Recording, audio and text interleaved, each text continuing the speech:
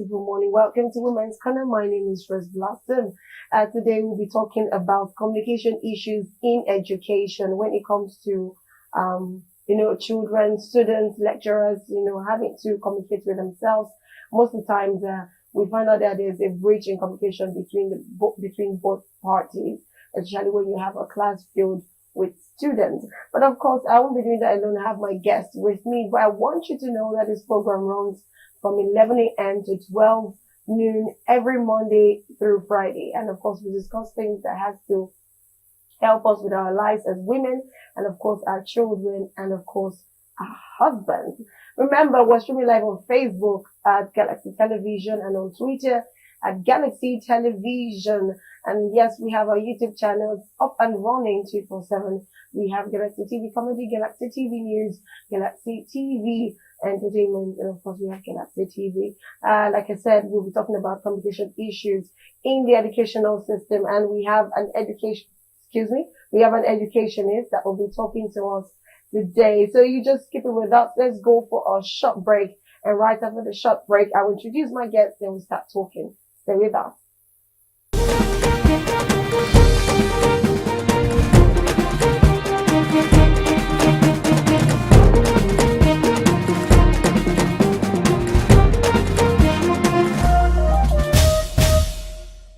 All right, welcome back. Yes, like I said, if you're just joining, this is Women's Corner, and we are talking about communication issues in the education system. Okay, we have an amazing guest. My guests are always amazing, so I have to introduce them in the most fabulous way ever. We have Folake Shobayo. She's an educationist. She is a TRCN and a Cambridge certified teacher. She is also digitally empowering learners, across the country. Hi, good morning, Folake Shobayo. Good morning, ma'am. Good morning. Good morning. I'm so happy to have be here. you. Thank you so much for joining us. Thank you so much. Thank you for having me. All right. So, like I said, I don't know if you're just joining. This is Women's Corner, of course, and today we said we'll be talking about communication issues in our educational system. So I have with me Folake Shobayo. She's an educationist.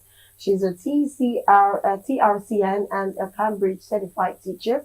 She's also digitally empowering learners across the country. Hi, Shobayo. Hi. Hello. Good morning. Good morning. I'm so excited. Thank you so much for joining. I believe now you can hear me properly, right? Yes, I can. Okay, great. So I know you didn't really get the question, but I'm going to keep the question as short as possible. Now, what I asked initially was, what is the few problems, like 2 to 3 problems that is a major concern when it comes to education? And that is because a teacher is supposed to teach a student and communicate properly to know how best a student can understand what he or she is teaching, and at the same time, how a student also can communicate properly to the teachers to be able to make them understand that, okay, I understand what you're saying, or I do not understand what you're saying. So what are the few problems that we have in the educational system that we need to fix? Okay, thank you so much for this question. Thank you so much. I think one of the major issue of urban education generally is actually communication. And we know we have different forms of communication. We have like 4 or 5 ways whereby we can communicate to students. Now, I think one of the major issues is probably professional development for these teachers. Some of our teachers are a bit, I don't want to use the word primitive, but they are a bit, I don't want to use the word ancient either, but they are not really equipped with now, we know we have digitally equipped children, whereby they learn digitally. There are so many ways you can communicate to them. So when we have a teacher who just focuses on just using one method, the traditional method, maybe you're just lecturing or you're just teaching, and you know that you have children in your class that have different needs. We have children that learn virtually. We have children that learn through work when maybe they like to use their hands to do something. We have children that learn in different methods that they used to learn. So when you focus on one method, you've not developed yourself enough, you've not upgraded yourself to the new technology that we have now. It could limit this communication flow. I can give instances of children whereby some teachers will say, this child cannot really write well. But when you meet this child, like maybe you say, okay, let's have a lesson on Zoom after class. Let's just do something on social media. And then you ask them to use like maybe the whiteboard on the Zoom or something to write. You say they'll write well because they have this love for technology. Oh, they have opportunity to use another method to learn. So we've been adamant to just one method, not developing yourself, not doing something new and following the trend. It can cause a major barrier. And another thing is we can say our maybe probably lack of these resources. It's hard for us to go into a classroom now in Nigeria. Most times, I'm sure most of the schools they're not using whiteboard, but not all schools have projector. They may not have these technological aids to improve or to equip this way of communication. And then, so I think that's another major problem. Two problems now. The first is our teachers, our personal development. The second is the resources, availability of resources for teachers to use to make this happen. And also probably the internet, the server. We know our internet is not that strong and other methods. And some teachers don't even know that they can use other methods. Everything is not just talking. You can use gestures, your body reactions, your emotion, your intentionality as a teacher. If we can focus on this and make amends in these ways, I think we can improve communication in the classroom. Thank you.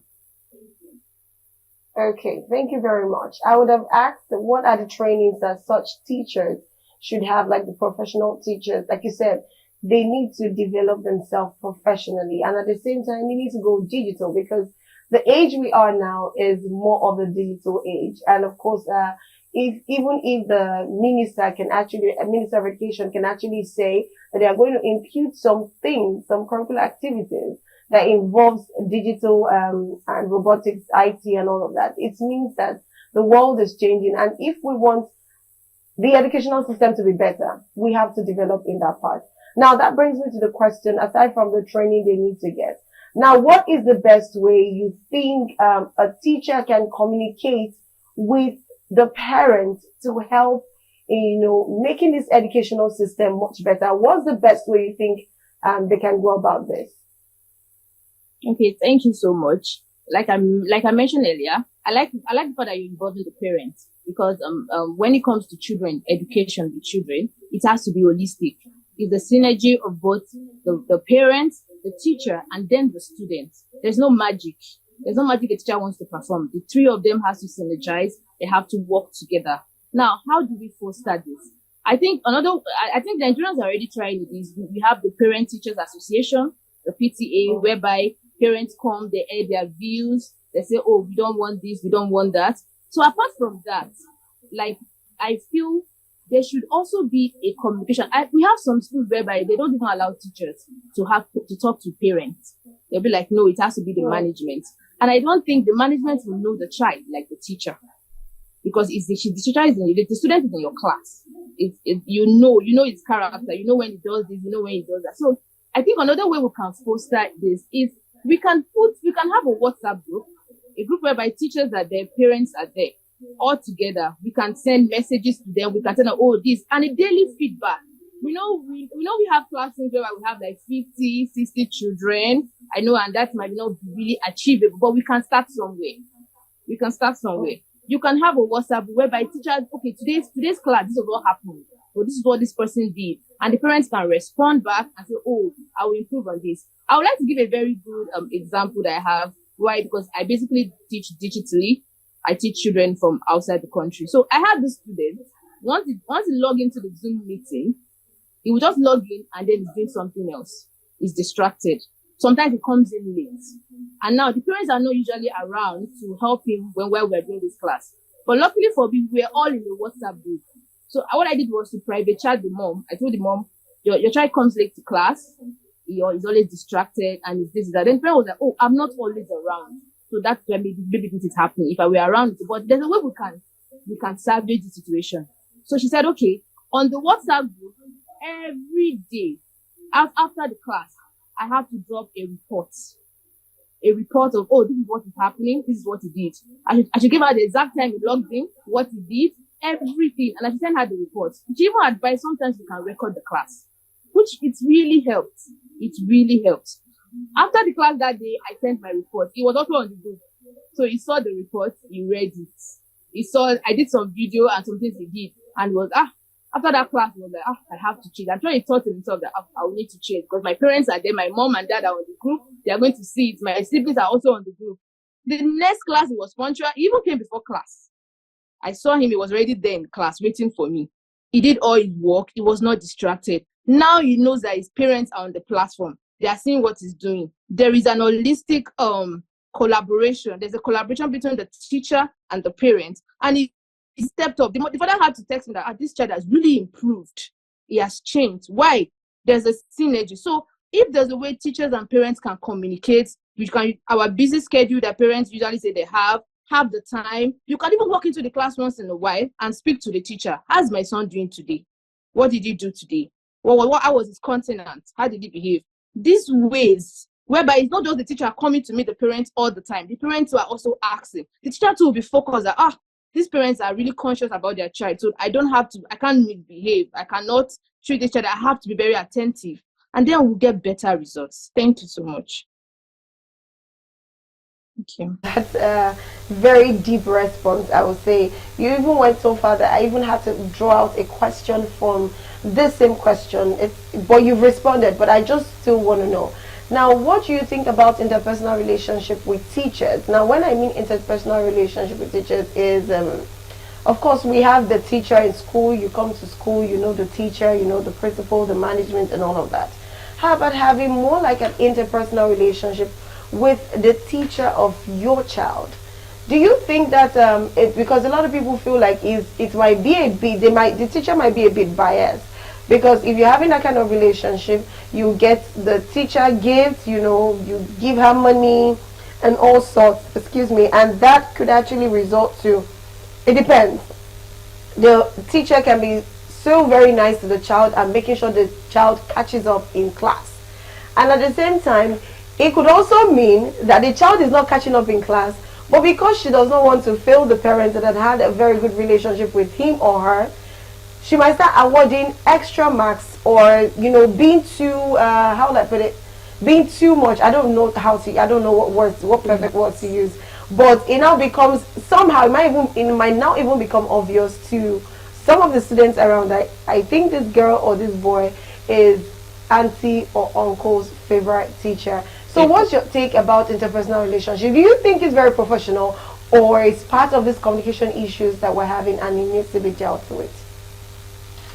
Yeah, well, I will take this dimension.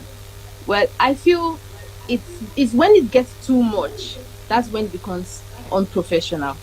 I will say this, that if you're going to have any discussion with the parent, the administration, the admin aspect, they should know about it.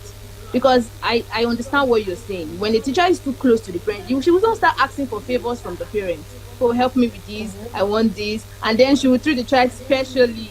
And probably when she's marking the skip, the parents gave me 10,000. I have to give this child 10 over 10 or something. So she becomes partial.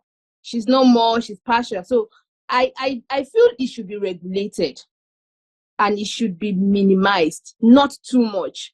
Like what they do in the school I worked formally. If you have a complaint about the child, or you notice something about this child, you talk to the admin. The admin calls the parents. One of the admin will be there while you're discussing with the parents. They don't really advise the phone calls. So that's why I said the WhatsApp group. Now, the WhatsApp group, the management could be an admin in the WhatsApp group, because I will not support anything being done outside the school, because it's going to make the teacher unprofessional and start being biased. So our advice, it should be regulated by the school. It should be regulated. Everything you're doing should be professional. It shouldn't be too close to the parents. In fact, if that happens, you need to the admin will have to do something about it. So everything should be regulated by the school. If there's a WhatsApp group that you're going to lay your complaint, the admin should be there. If you want to lay your complaint physically with the parents, someone should be there from the school. It shouldn't be left alone, and it shouldn't be one side gisting with the parents. No, let everybody know. So with regulations, and rules following that, I think it will work better. Thank you. I don't know if I've answered your question. I have I have two questions to actually ask you. One is a bit away from, it's still part of education, but it has to relate more with these extra classes. And when I mean extra classes, not the extra classes they have after school in school, where we have teachers teaching the students. I'm talking about extra classes that after school, they have the extra class in school. Then you see the teacher or class teacher or whoever it is coming home to give a private lesson to the children. Now, I have two questions on that part. Don't you think if a teacher comes from that angle, like you said, yes, he or she is coming to teach and all of that, but it could also affect the relationship, the educational relationship of that child with the teacher, which you kind of address, but this one is quite different. Now, this is a private lesson, so it's official. He needs to make money and the child needs to learn. Now, the other part is, don't you think that this education, the fact whereby a child is in school from morning till maybe around 2, 3, probably getting home by 4, and getting home by 4, the teacher is coming to give private lessons till like 6.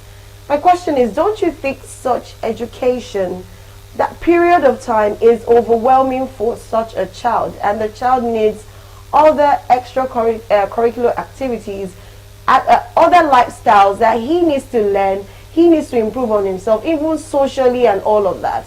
Don't you think it's extra and it's too much? What's your take on those two? Okay, thank you.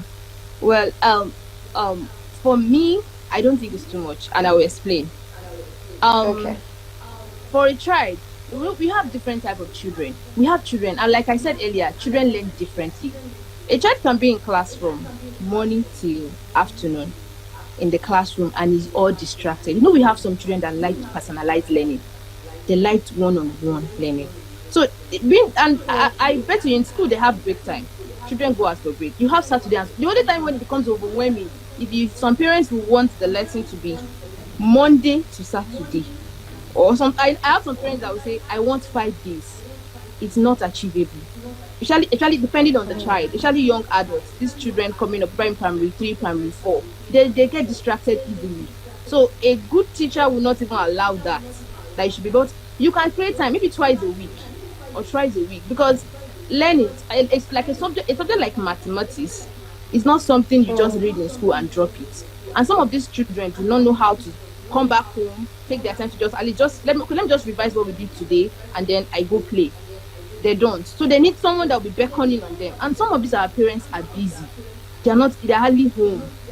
And I want to know that having a private teacher in the house is not even for the so-called revision and teaching the child alone.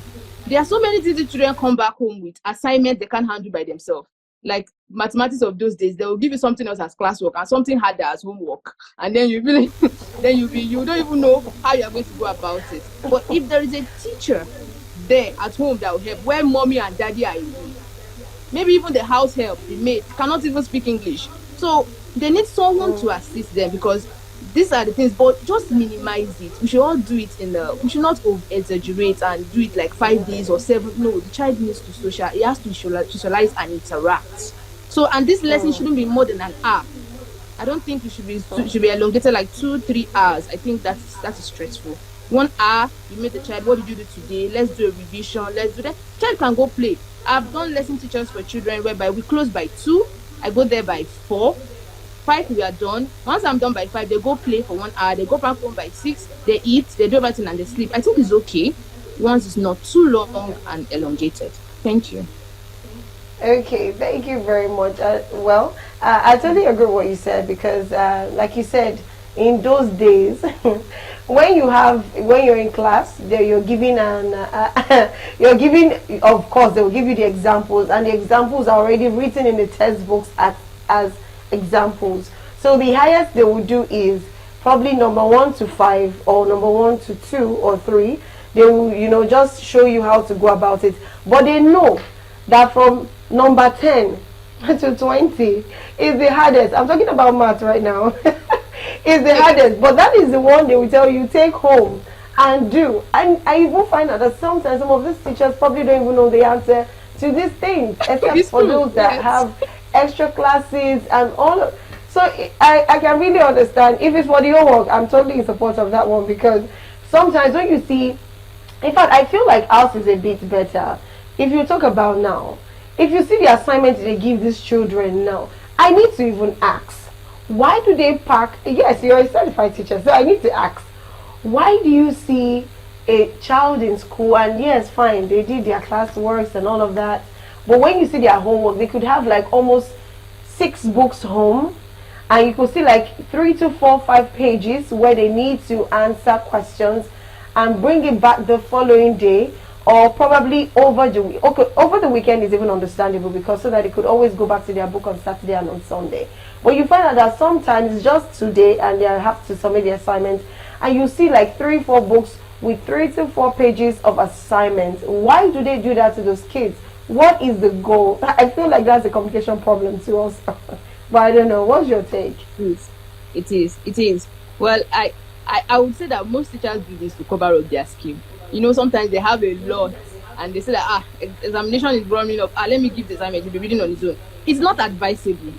Like for me, where I've worked, they always tell us 2 assignments maximum 3. You don't give the children an assignment that they'll be having headache. And they don't even know that you can give assignments in a flipped classroom way.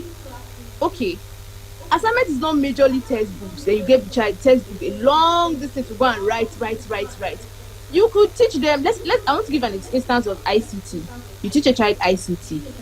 Maybe you taught him design and stuff, how to make flyers, and so you can tell them to go home, get your phones or your gadgets, download Canva. This is fun. Download Canva, do a flyer. Now, it don't matter how long. You see, I think the problem with the assignment is not just that it's many. Another problem with it is that it's not interesting. It's not engaging. These children are not learning something new. It's stressful for them. When you give them an applied homework, a practical homework to do, okay, go, just make a flyer, a birthday party is coming, your birthday party. Do a flyer for yourself, download Canva. Do something technological, something that will make them, wow, I can even operate my phone. Probably mommy and daddy have even seized the phone. But when you tell them that you have an assignment, you have opportunity to hold your phone for that moment and do something. So the problem is the assignments are not teaching them. They are not bringing out the best out of these children. You're not using that God-given gift that they came with, because they are digital beings. You're not using it. Your assignment shouldn't be notes. An assignment could be a drawing. They will like it, a painting, something very. And if you're going to give, okay, like let's say mathematics might not have all that. You may not have all that. Okay, you can just give them 2 works, two mathematics equations to solve. So don't give them too much, because these children needs to rest. They have to rest and do other things at home. They do house chores at home. So the assignment shouldn't be long. It should be engaging. It should be something that is fun.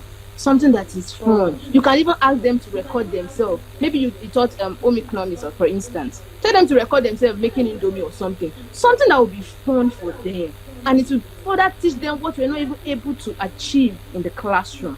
So I think if teachers try that method, it won't be so stressful and it won't even be an issue anymore. Thank you. Thank you very much. You did justice to that question. I really wish and hope this can actually be put into the educational system. It's going to make schooling and learning very interesting, because I know during our time, it was only for the bookworms and for only the ones that just, my mommy will beat me, my dad is going to beat me if I do not pass my exams or I don't read my books. I think those are the ones that really enjoy schooling, because it was usually boring. I can remember then, especially for the math, they always give us the most difficult and interesting equation to solve. And the worst thing is, we are supposed to resume by 8.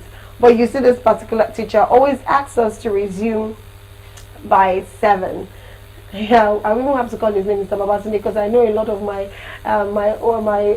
colleagues then in school, or students or friends then, are actually watching this, and they really complain. Then some persons are living very far. You have to come very early by 7 with there's an assignment book, and that book in like a week or 2 To be honest, I'm not exaggerating. That book is full. And we use higher education then. I don't know if they still use it now.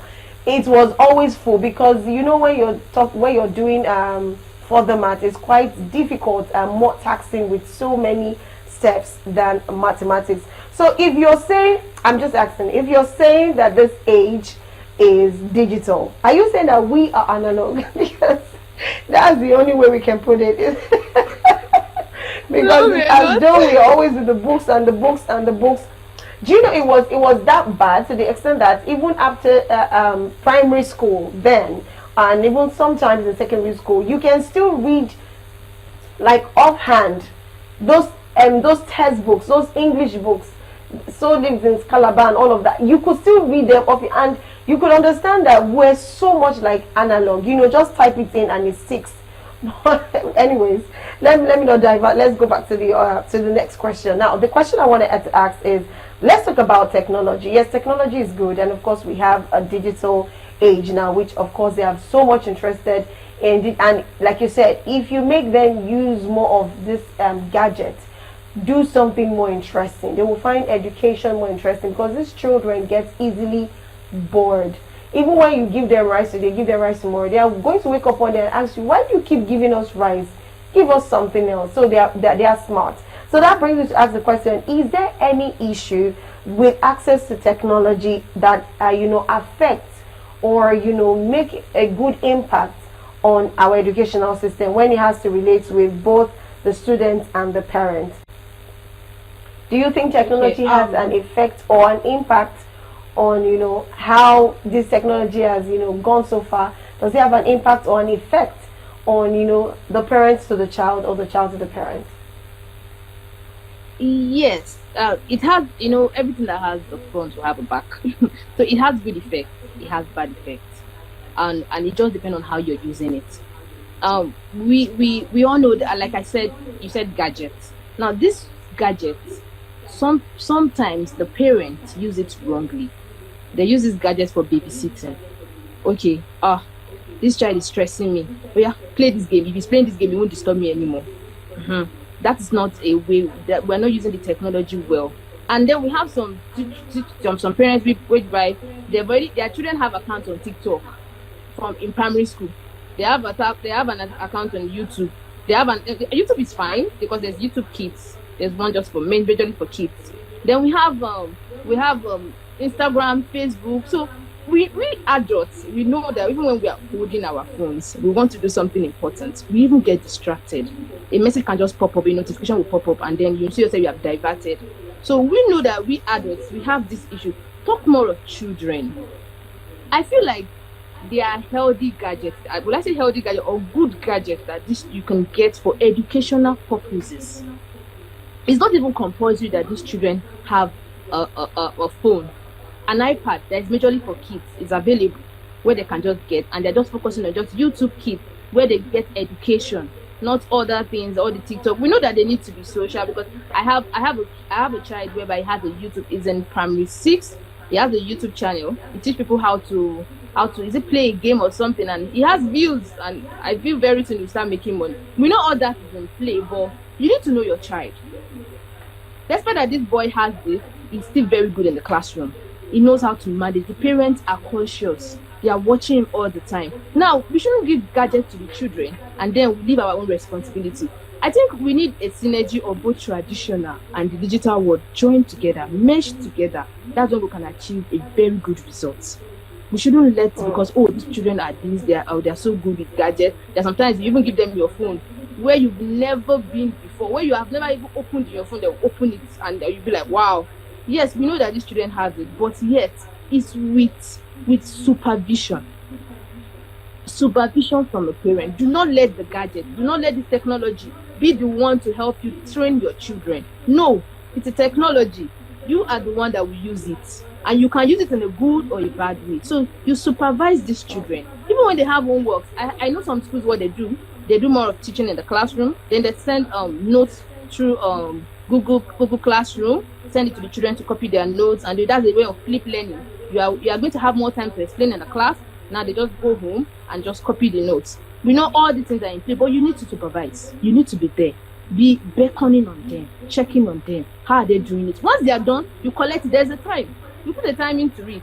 Only for your homework, only for this. Do not leave this technology with these children. I don't know if I've explained what you're trying to say.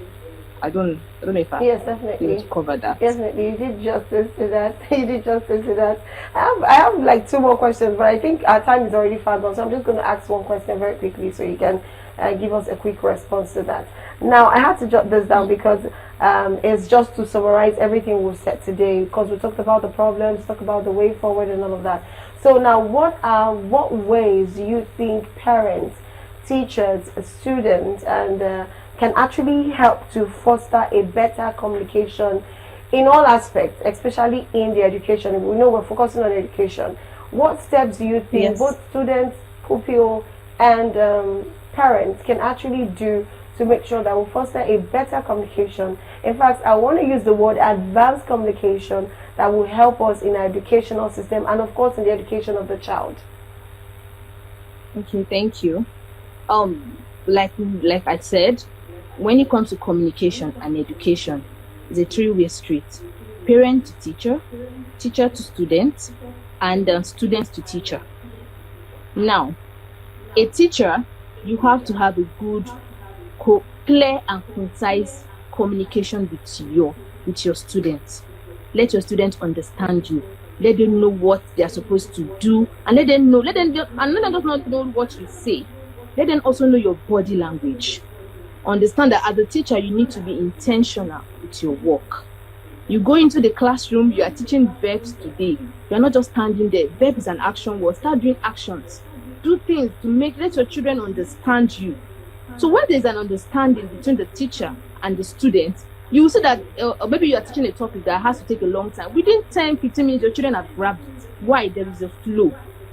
Let your rules and regulations, be proactive with your rules and regulations. Like in the private school, they will ask you to decorate your class. Decorate your class, put your rules and regulations. Once the children resume, you show them around, you take them around. Okay, these are the rules and regulations. Read them, internalize them. When you are in the classroom, you keep quiet. When you are asked a question, not everybody will speak at once. You raise your hands.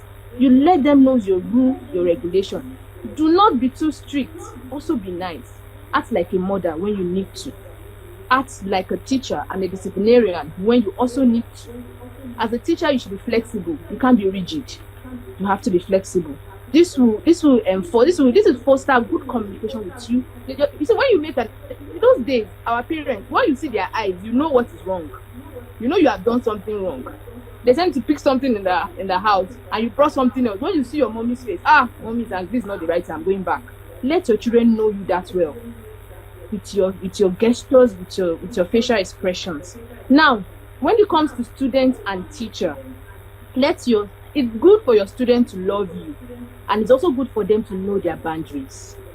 They know this is where the boundary is. I don't come and start playing with my teachers here in class. No, that is not allowed. They know your boundaries. Let them love you. When you are even teaching in the classroom, the first thing you should concern about is your children's emotions. Because if they're emotionally down, everything you are teaching that they won't enter. It won't. So you need to be concerned about their emotions. And when they see you love them and you're concerned about their emotions, they'll be concerned about yours. When you come to school and you're sad, they'll be like, so what happened? You're not smiling today. That is it. That is fostering a good relationship. And then as a parent, find out already as a parent, please, the communication is not just with you and your child. Because that's what parents do. My child, this teacher is wicked. This is that. No. You need to confirm. You need to talk to them. It has to be it's a synergy, like I said. It's not just you and your child alone. It's good for you to talk to your child and know what's going on in the classroom. I'm not ruling that out. But it's also essential for you to also talk to the teacher. Beckon on them. Ask them questions. A child brings an homework you don't understand, or there's something you don't understand in the classroom. It came with a tall shirt. Ask. If the parent doesn't tell you, ask. Ask the teacher. Be nice to teachers too. And do not be judgmental. Ask for clarification. We know they say this word that children do not lie, but I'm telling you the truth. When it's to paper, they will. So you need to be very, very, very, very careful the communication should flow, the WhatsApp group should flow. They should know that you are hearing feedback from the teacher. So it will make them to sit up, like the example I gave earlier. And if there is this synergy, this collaboration with it, I'm sure the child, I've been teaching for years, I can tell you that parents who communicate well with the teacher, and teacher then communicating well with the student, and the student communicating well with the teacher, I tell you those children do better.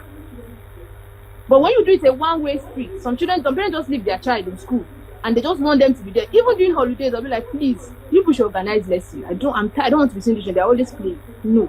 It's a synergy, it's a collaboration. And if you can ensure that, I think we'll do well and your child will do really good and to be successful. Everything will just go on well and everything will end up being successful. Thank you. Thank you very, very much. Thank you very much.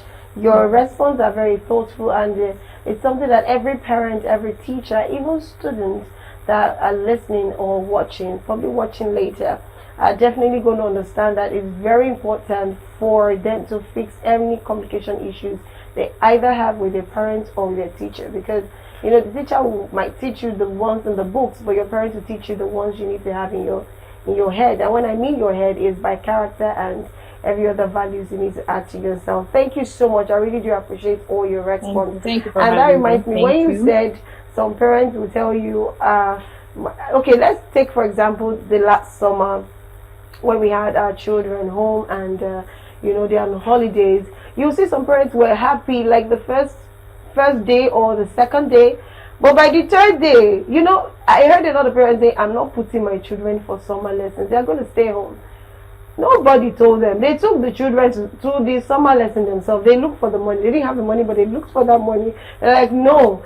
And the day they were resuming, we are so fortunate to be, of course, it's a Monday, so it was not an off day or something. We discussed about it. And when I asked the parents that were on board as guests, all of them said they're excited. The children are going to school. They can't just wait to start living their life. So I really understand where you're coming from. Well, it's a beautiful take you gave to us today. Thank you so much. All your responses were thoughtful, were in-depth, and of course were from the place of being an educationist and definitely a certified teacher. Thank you so much for your time, Folake. Thank you. It was an amazing one. I hope you enjoyed the show too. I did. Thank you so much. I really did. Thank you so much for Thank you joining us. Thank you so much. We really appreciate you from All for That Galaxy TV.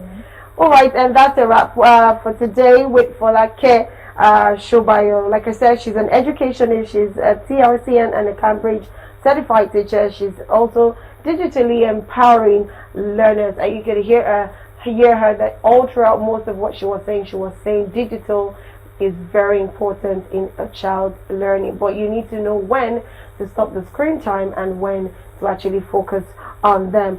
So we'll call it a wrap today. It's a